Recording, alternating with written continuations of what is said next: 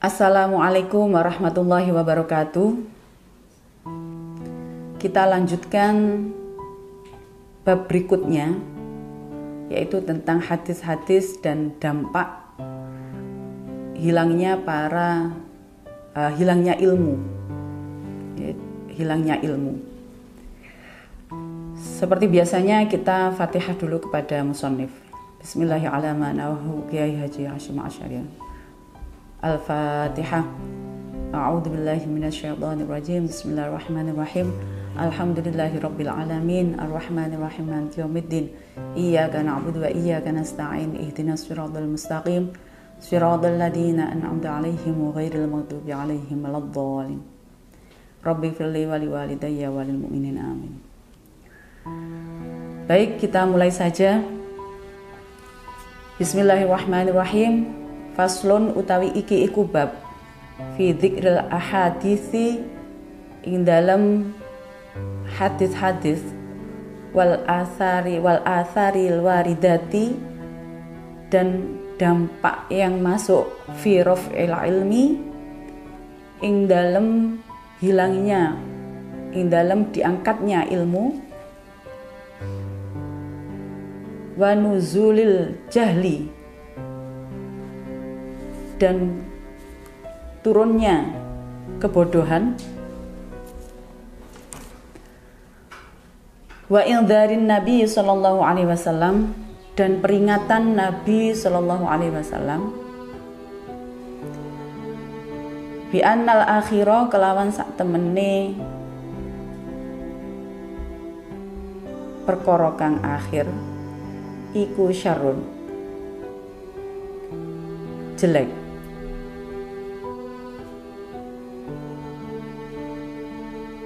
Wa anna ummatuhu lan sak temene umate Kanjeng Nabi iku satatabi'u bakal mengikuti al-muhadditsati ing kejadian-kejadian, al-muhadditsati ing perkataan-perkataan minal umuri saking pira-pira perkara, wal bid'ah dan bid'ah wal ahwa'i dan keinginan-keinginan. Wa annad dina dan sak temene agama iku innama yabqa kekal inda khoswatin minan nas di sisi orang-orang yang khusus minan nasi saking menungso. Jadi ini adalah bab tentang hadis dan dampak hilangnya ilmu dan munculnya atau turunnya kebodohan, dan juga peringatan Nabi bahwasanya perkara di akhir zaman ini adalah jelek dan umat Nabi itu akan mengikuti hal-hal yang baru dari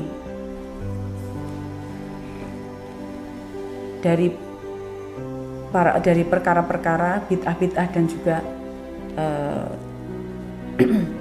keinginan-keinginan atau dari hawa nafsu. Qala Ibnu Hajarin al-Asqalani, qala berkata sapa Ibnu Hajar al-Asqalani rahimahullahu taala fi Fathil Bari ing dalam kitab Fathul Bari, yaqbidu mencabut sapa Allahu Allah al-ulama'a ing ulama, wa yaqbidu dan mencabut sapa Allah al-ilma ing ilmu ma'ahum besertane ulama.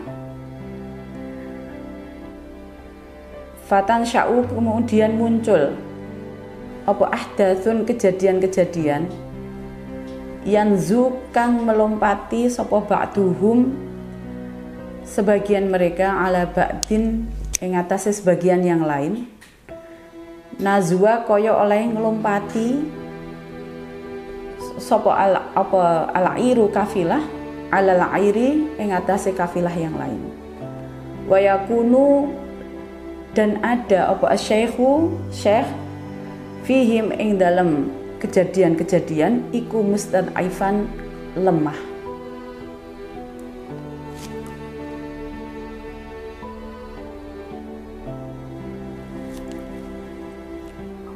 Jadi menurut Ibnu Hajar, Allah itu akan mencabut ulama, yaitu akan mewafatkan ulama, mencabut ulama, dan otomatis di situ ilmunya juga dicabut oleh Allah beserta wafatnya ulama tersebut.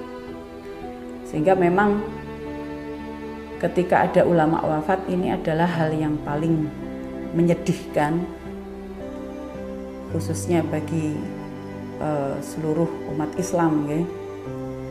Karena ya tadi itu ilmu itu akan dicabut, ya, ilmu akan tercabut bersamaan dengan dicabutnya ulama, sedonya ulama.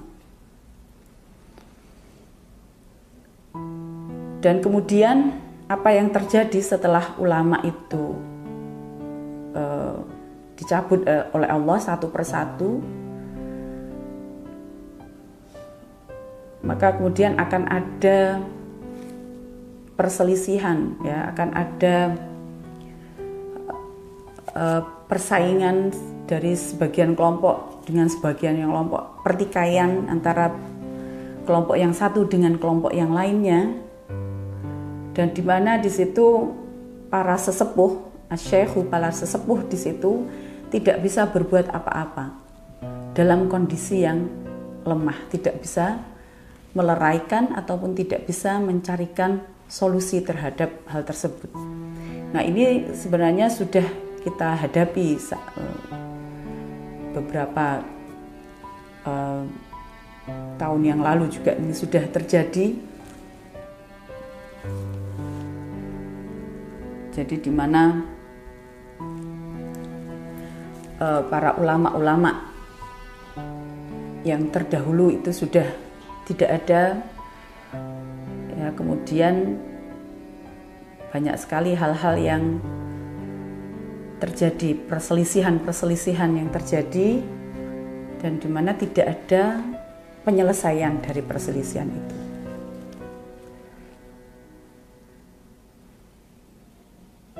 Dan ini tentunya akan mengancam terkait integritas ataupun persatuan, terkait dengan persatuan umat.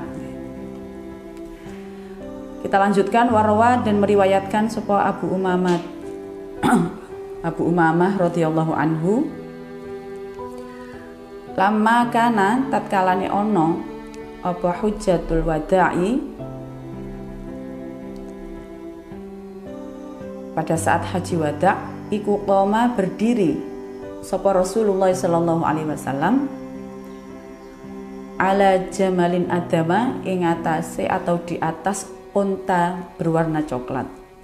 Faqala, kemudian bersabda sapa Nabi, ya ayyuhan nasu, hai para menungso, khudu ambillah sapa sira kabeh minal ilmi, saking ilmu, qabla ayyuk bado, sebelum dicabut apa ilmu, wa qabla ayyurfa'a, dan sebelum diangkat apa ilmu, minal ardi, dari bumi. Ala, ingatlah, inna dhihabal ilmi, sesungguhnya hilangnya ilmu, iku dhihabu hamalatihi, hilangnya para pemegang ilmu, pembawa ilmu itu. Fasa'alahu, kemudian bertanya sopo, bertanya hu ing Nabi sopo A'rabiyun, orang Arab.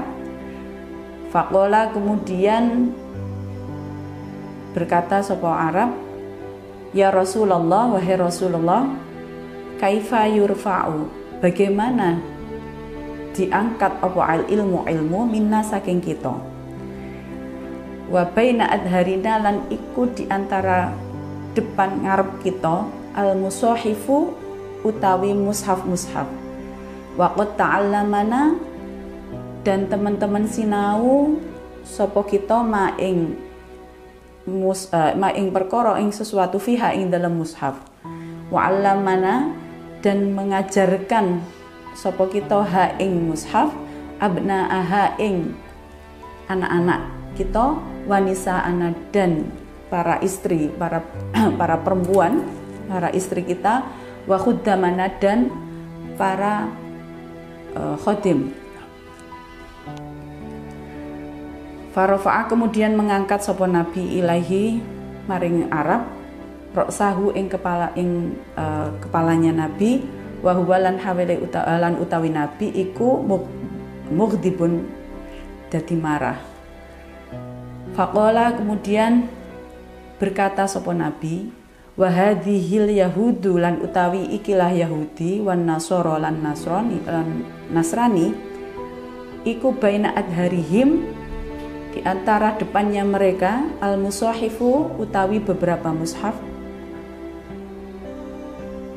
walam yata'allaqu dan ora cekelan sapa Yahudi Nasrani minha saking mushaf biharfin kelawan satu huruf fima dari opo ja'ahum kang datang hum ing mereka bihi kelawan ma opo ambiya'uhum nabi-nabi mereka.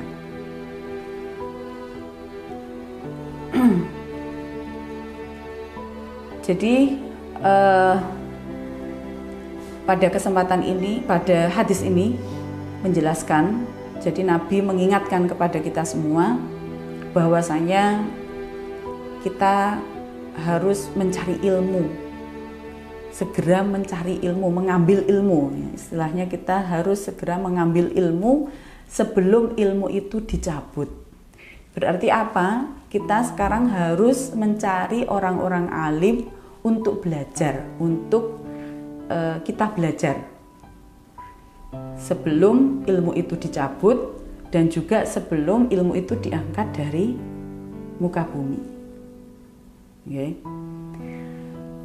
Nah, orang-orang alim yang seperti apa? Ya tadi, yang jelas sanad keilmuannya, yang cerdas, yang adil dan menguasai. Nah, itulah yang kita cari untuk kita menimba ilmu. Karena apa? Sesungguhnya hilangnya ilmu tadi adalah bersamaan dengan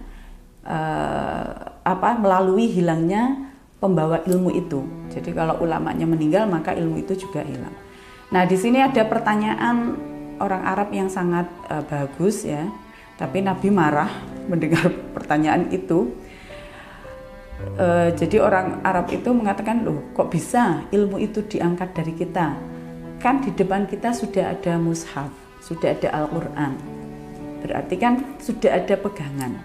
Dan kita sudah belajar apa-apa yang ada di dalam Al-Quran tersebut. Dan juga kita telah mengajarkan Al-Quran tersebut, mushaf tersebut kepada anak-anak kita, kepada istri, kepada. Nah, kemudian Nabi marah ya, dalam arti terus menjawab bahwasanya ini Yahudi Nasrani dulu itu juga di depan mereka itu juga ada mushaf. Tetapi mereka tidak, dan mereka itu tidak berpegangan pada itu, tidak cekelan terhadap mushaf itu dan tidak melaksanakan apa-apa yang dibawa oleh nabi mereka. Berarti memang ini adalah ujian bagi kita. Kita itu biasanya memang inginnya kan ilmu itu berkembang begitu ya, ilmu itu berkembang begitu. Nah, tetapi kita juga harus ingat mana ilmu yang harus dikembangkan dan mana ilmu yang harus dilanggengkan pelaksanaannya. Jadi kalau misalnya ilmu tentang sholat, tidak mungkin ilmu tentang sholat itu akan dikembangkan. Misalnya sholat terus dengan virtual, dengan apa ya, dengan ya monggo pengembangannya seperti. Tapi itu akan lebih baik jika sholat itu ya sesuai dengan aturannya, sesuai dengan apa yang diajarkan oleh ulama-ulama dan ulama-ulama nyambung sampai ke Rasulullah. Nah, kalau misalnya ilmu dunia, ilmu yang terkait dengan ilmu umum dan lain sebagainya, itu silahkan dikembangkan. Tetapi kalau ilmu agama, dilihat mana yang ini bisa dikembangkan dan mana yang tidak bisa dikembangkan. Supaya apa? Supaya tadi tidak hilang. Ya, ilmu itu tidak menjadi hilang. Jadi gurunya ini sudah mengajarkan, tapi muridnya ini tidak manut terhadap gurunya, otomatis ilmunya ini kan hilang. Jadi dia mencari ilmu tapi tidak mengamalkan ilmu itu, berarti ya terus ilmu itu akan hilang.